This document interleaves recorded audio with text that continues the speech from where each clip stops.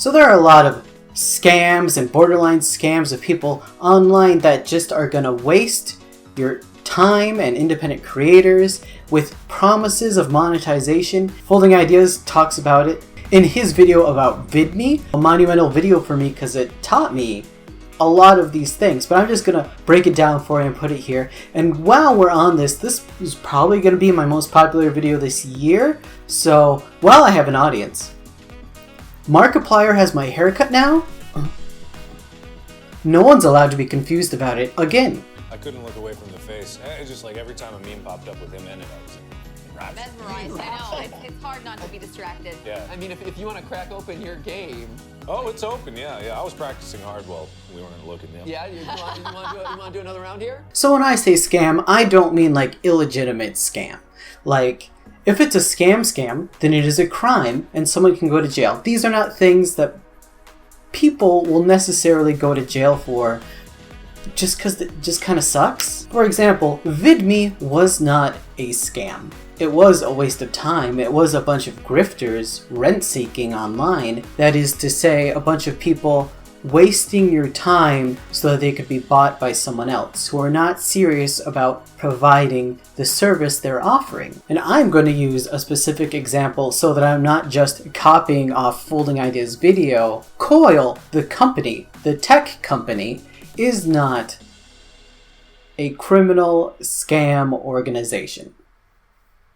They are rent seekers, grifters, virtual landlords, auditioning to be your middleman. What they have to offer is a tip jar and payout system, and the fact that they aren't upfront about that is my first red flag. Even people, when defending this system, who I've prodded online about like what it is and how does it work and where does the money come from, give me videos that are 20 minutes long where they don't say where the money comes from. So the first red flag is vagueness.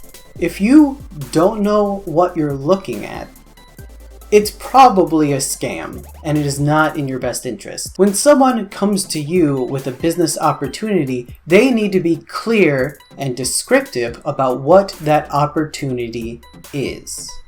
If they are not, it's a scam. Know where the money comes from, how the money gets to you, how it benefits you to use it, how it helps you build your audience or product. It's a grift. Web monetization, not the concept, that's the name of the product that Coil, the tech company, is pushing forward. And they're pushing it on small bloggers and small indie games that I've seen. The idea in itself is not bad. Most crowdfunding platforms, including PayPal, take 5% or 30 cents depending on how much money the payout is. If the payout is less than 30 cents, the banks just eat that. For example, I post things on Medium. Medium pays its writers. For every read of it, you get some amount of money that they get from Medium subscription, from subscription owners that Medium charges people. No mystery, the money comes from the readers. YouTube makes its money off ads and product placement. No mystery, the money comes from the ads. Though just because you know how the money comes in doesn't mean it's a good deal. Advertising on YouTube is not a good deal. For video makers, they get less than a penny for your view. If you gave them $1 on Patreon once, it would be more money to that creator than they would ever make off of advertising things to you. Though the wrinkle to that, they only get paid for advertisements when people click and like buy a thing. But the advertisement's value is in getting its product in front of the people's faces, which happens every time without fail. So YouTube and the content creator should be paid every time without fail, but that is not the standard. YouTube is very upfront about this, where the money comes from, and how the money gets to people. And yes, YouTube holds the money until it hits a certain amount. Medium does not do this. Medium pays out every month, whatever amount it is, through Stripe, and then that goes to your bank account. And by goes to your bank account, if it's less than like 30 cents, it gets eaten by fees. It goes to the bank. Medium's paying the bank if you don't get a lot of views on Medium. fun. Fun, fun. This is where God's stupid name, web monetization, could come in. Because web monetization is a micro-transaction thing. Oh god. The best way to think about it would be a camgirl website. So on a camgirl website, you give money to the website and then they give you tokens. And those tokens are little funny money that you can use to tip models. The thing is, with those tokens, the models keep them and they can actually use them to pay other models, to pay contributors, to pay collaborators a certain amount of whatever tokens they have. And then, with those tokens, any transaction that happens on the website, on the platform, is one-to-one. There's no fee until the model takes the tokens from the website and transfers it to money they can use, at which point there are bank fees. This is all web monetization, the technology, with a terrible name, comes in, because they want to do this, but everywhere, and automatically. So it would be similar to a subscription, where someone puts money into web monetization, the technology, and that money automatically goes to whatever they read, or play, or look at.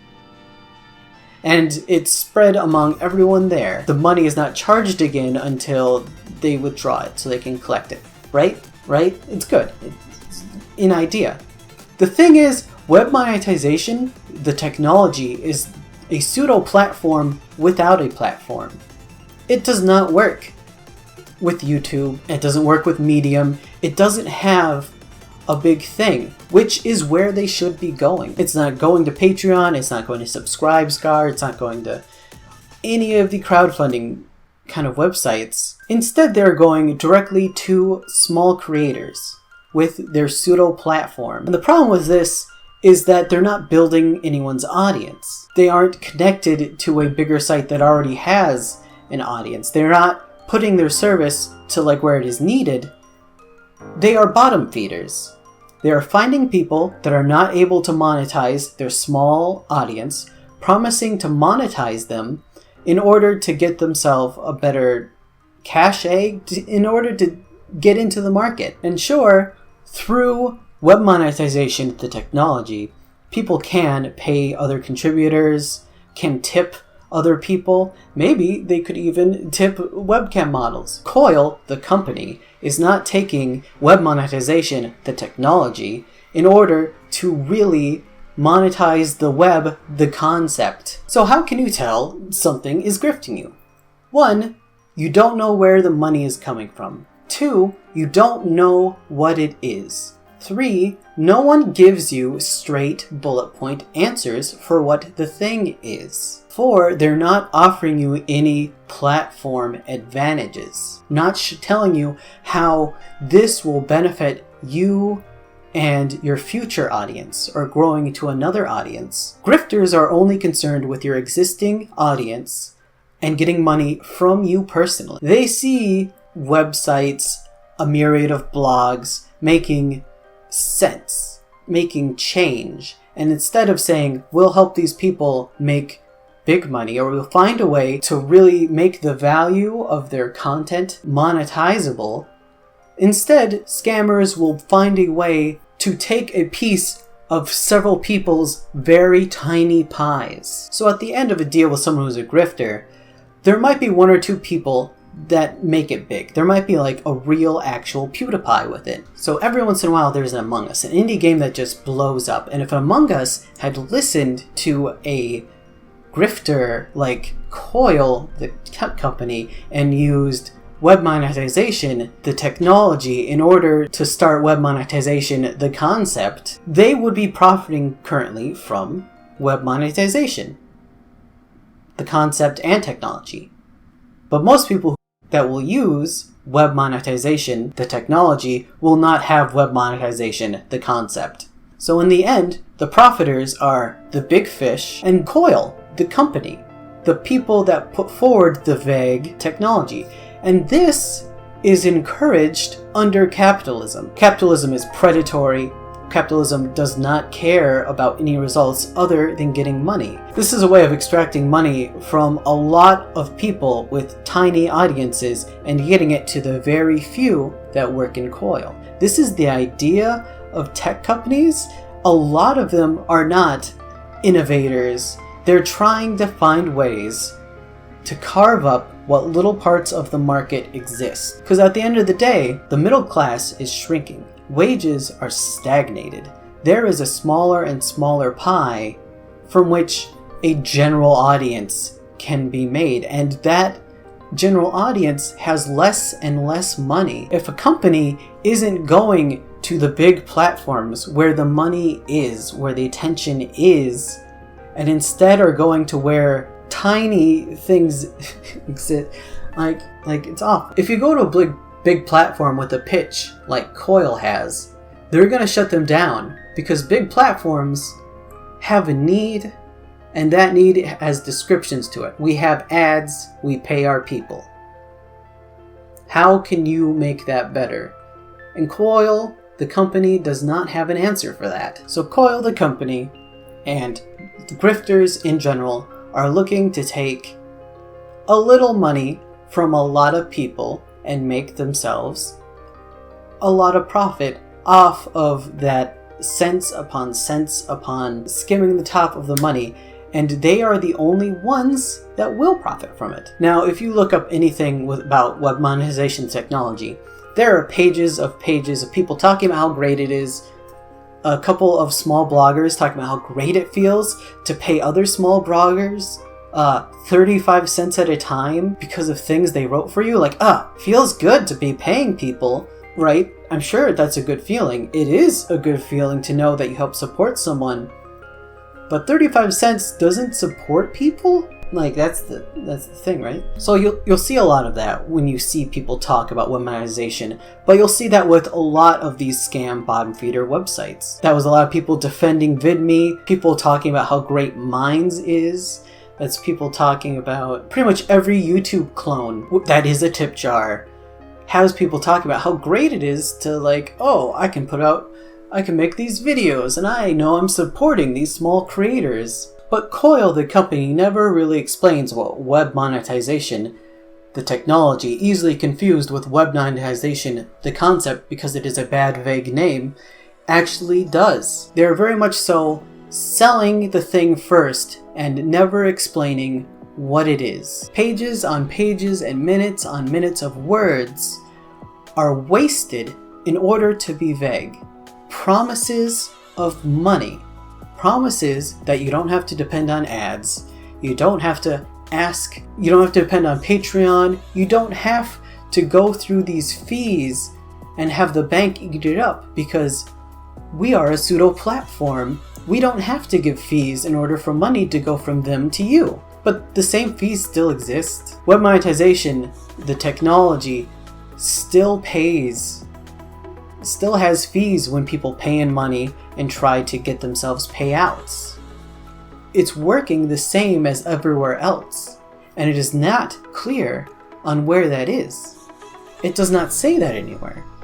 Web monetization only has money when people put into it. And worse, they can't put it directly to you like a tip jar.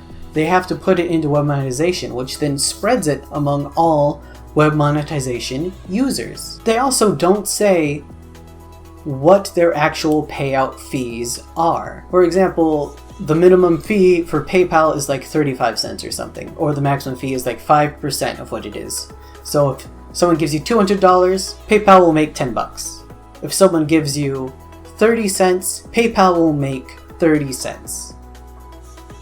They're not clear on what those payouts are. I stopped trying to find them because they already hit all my other red flags for a scamming grifter. If they wanted me to know, they would have said it up front.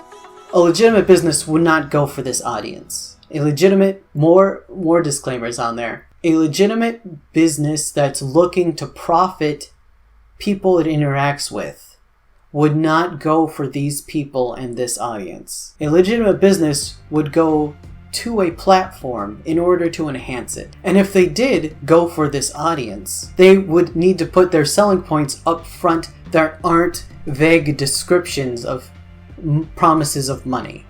They would say where the money comes from. They would say how much the money pays out. They would say their rates are lower than other bank transfer rates up front. And if they're going to small creators, they would say, we have this much kind of outreach. We, being a pseudo platform, will advertise, will build this platform and build your audience for and with you. They would put forward those three things, which they are not currently putting out. Profiting people is not their goal. Their goal is to scam money from small creators off of the little audiences that they already have in order to have a pseudo user base. If their goals were something bigger, then they would say that. If their goals were to build a real platform, not just act like a pseudo platform, they would say that. If they were trying to get on bigger websites in order to replace their monetization with their superior method of share funding, they would say that. If they went even to PayPal themselves and became partners with PayPal so that money that goes to PayPal could be transferred to them to go to other people in order to lessen the bank fees of spreading money around, they would say that, but they do not. To summarize the bankers that did not get hit by the 2008 housing crisis, if we don't understand it, we don't invest in it because it is a scam. So when the very big and confusing and bloated housing market that packaged in a lot of crappy home loans that couldn't be paid for with other loans and put them forward as stocks and investments, and as those stocks started failing because people couldn't pay for their houses, the part of the American economy that inflated because of these bad investments that have been treated like good investments and more money gets pumped into them for so long, when that exploded, it hurt millions of workers, and to this day has destroyed that part of our economy. The fallout from the 2008 housing crisis, a lot of small people that had like retirement investments going on lose huge chunks of their retirement. It made businesses take on less workers and cut expenses, and those expenses they kept cut off and have not recouped, because we see more contractors and independent employees than ever before working full-time hours, sometimes in the office, without getting benefits, because they're contractors and not employees. And that has become the norm because of the damage done in 2008. And yet, people in charge of the banks got bailed out and profited off of the crisis. Employers are paid more than ever before, while the employees are paid the same or less without their benefits. The United States housing market is a scam. It's a scam that is kept up by people that want their homes to have more and more value, by people that want to have more and more property. We haven't done anything to fix it. And the only people that were hurt by it was the general population of America, the most people. Capitalism works in this way. Look at who really profits and who gets hurt the most. You'll see that more people get hurt and few people become filthy rich and profit from it, because our entire economy is a scam. Coil is not an outlier. Coil, the tech company, is like most tech companies. Doesn't necessarily make them bad or evil, and hopefully I haven't said anything liable, slanderous, because bottom feeders also love to sue people. Coil already knows what its business model is. It knows what it is doing. Sure, what a downer video to put in capitalism. Well, it's about avoiding scams. And the thing about all of these scams of these jobs of workers being paid less money while the government intentionally inflates the value of the dollar, making what money you earn less valuable, while CEOs and people that own companies get richer and richer and really benefit from the government's laws that they pass, regulations, bailouts, and really they benefit from paying employees less. This is how everything is designed to function in capitalism. Our current economic system is designed to do this. So when something like a pandemic comes along and makes it so it is unsafe to work and we need to take care of people, our government and our current economic system is not made to take care of people. It is made to make money and to put profits before the needs of people.